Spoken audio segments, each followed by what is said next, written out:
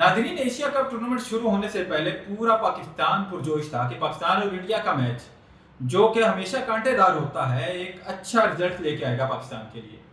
लेकिन हम सब ने देखा कि 14 सितंबर को जो मैच हुआ उसमें पाकिस्तान क्रिकेट टीम की कारकर्दगी नहायत मायूसकुन थी। साइम अयूब, जिनसे बहुत उम्मीदें वाबस्ता थीं, वो कोई स्कोर बनाए बगैर पवेलियन लौट गए। ऐसे ही हमारे कप्तान सलमान अली आगा की बैटिंग भी बहुत मायूसकुन रही।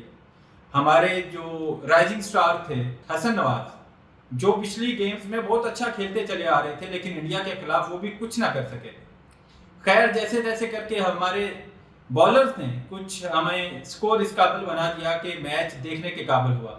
लेकिन जिस वक्त बॉलर्स की बॉलिंग करने की बारी आई तो बॉलर्स हमारे सारे बॉलिंग भूल गए और हमारे बैट्समैन ने बॉलिंग शुरू कर दी। यही सिचुएशन रही पूरे टूर्नामेंट में। हमारे बैट्समैनों ने बॉलिंग अच्छी की है, हमारे बॉलर्स ने बैटिंग अच्छी की है। कुछ समझ नहीं आ रहा कि हमारी टीम के साथ हो क्या रहा है। खैर, अब मरहला शुरू हुआ है सुपर 4 का, जिसमें पाकिस्तान को दोबारा इंडिया के साथ मुकाबले का मौका मिला है। क्या पाकिस्तान अपनी हार का बदला ले सकेगा? इसमें एक बात मैं मजीद ऐड करना चाहूँगा कि पाकिस्तान का इंडिया के खिलाफ जब मैच हुआ, उसका इख्तिताम तो हार पर था ही।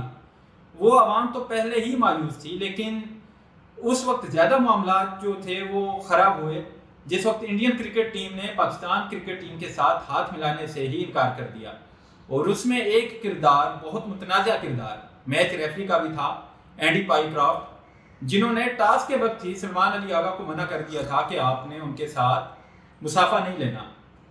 अब देखते हैं, अब जो 21 सितंबर को कल के रोज़ जो मैच है पाकिस्तान का इंडिया के खिलाफ, उसमें पाकिस्तान क्या कारकर्दगी दिखाती है। उम्मीद की जा सकती है शायद ये अपनी गुज़श्ता हार का बदला ले लें। शायद इनको ख्याल आ जाए कि पूरे पाकिस्तान को उनसे किस कदर उम्मीदें वाबस्ता हैं।